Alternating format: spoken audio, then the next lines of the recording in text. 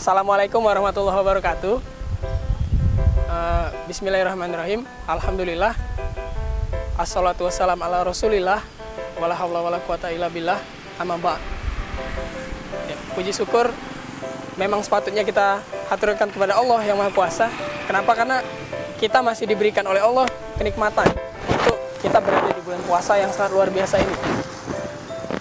Nah, bulan puasa ini mungkin di bulan puasa yang lalu itu banyak, sangat banyak orang-orang yang tidak diberi kesempatan atau dalam tanda petik itu sudah dipanggil oleh Allah ke tempat asalnya. Nah, di sini kita sangat seharusnya kita adalah bersyukur. Kita sangat seharusnya kita bersyukur kepada Allah karena kita masih bisa untuk memperoleh pundi-pundi, memperoleh panen-panen besar selama kita berpuasa di bulan ini. Nah, dan tahun ini sebenarnya tahun yang unik. Tahun yang unik. Kenapa? Karena saya kemarin membaca bahwasanya Ibnu Sina itu meninggal dalam pola Ramadan yang seperti ini, yaitu yang Ramadannya setengahnya di bulan Juni, setengahnya di bulan Juli. Luar biasa. Nah, beranjak dari kisah Ibnu Sina tadi, sebenarnya yang akan dibahas di sini adalah mengenai ibadah sunnah di bulan Ramadan. Nah, di Indonesia di bulan Ramadan ini biasanya orang-orang yang beribadah di masjid itu banyak menegakkan sunnah-sunnah.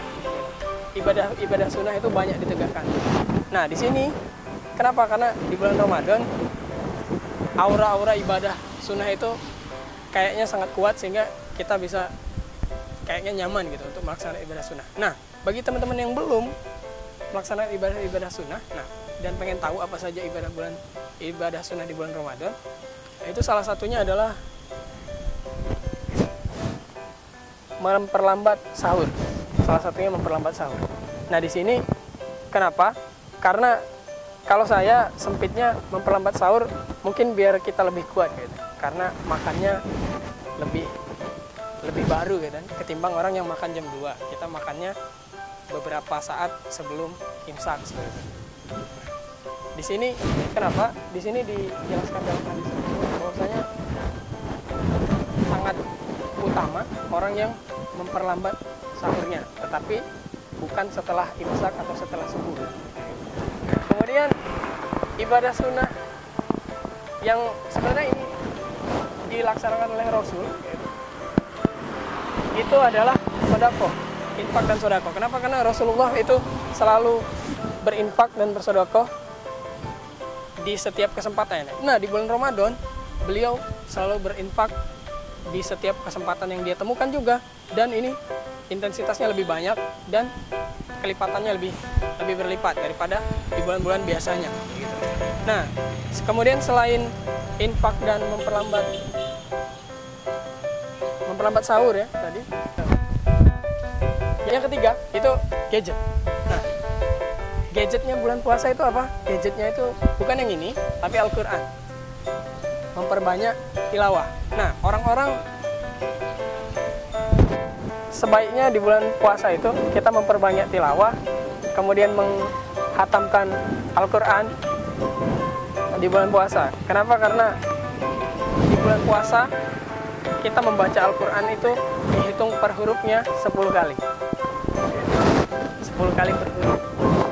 Nah, itu dengan kita tidak berwudu. Nah, kemudian kalau kita berwudu itu lebih dari itu. Luar biasa.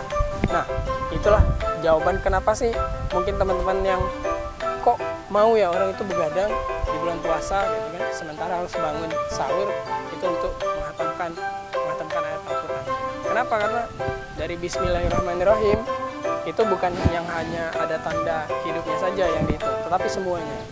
Nah, ini sangat luar biasa dan menariknya di bulan Ramadan. Nah, kemudian ibadah sunnah di bulan Ramadan ini yang marak di akhir-akhir Ramadan. Yang saya maksud bukan tarawih yang tadinya rame, kemudian pertengahannya jadi sepi, kemudian akhir Ramadan itu rame lagi, bukan itu, bukan ibadah yang itu, tetapi iktikaf. Nah, di bulan Ramadan, di 10 hari terakhir bulan Ramadan itu banyak masjid-masjid yang melaksanakan iktikaf. Nah, ini recommended bagi teman-teman yang sebelumnya belum pernah iktikaf atau sebelumnya pengen iktikaf tapi nggak ada kesempatan. Nah, kenapa? Karena iktikaf ini selalu dilakukan oleh Rasulullah untuk mendekatkan diri kepada Allah. Nah, ngapain aja kita di masjid? Pertama, kita bisa menghafal Al-Quran atau bisa memperdalam ilmu hadis, bisa juga baca buku yang lain. Yang pasti kita berdiam diri di masjid. Nah, berdiam diri di masjid dengan iktikaf itu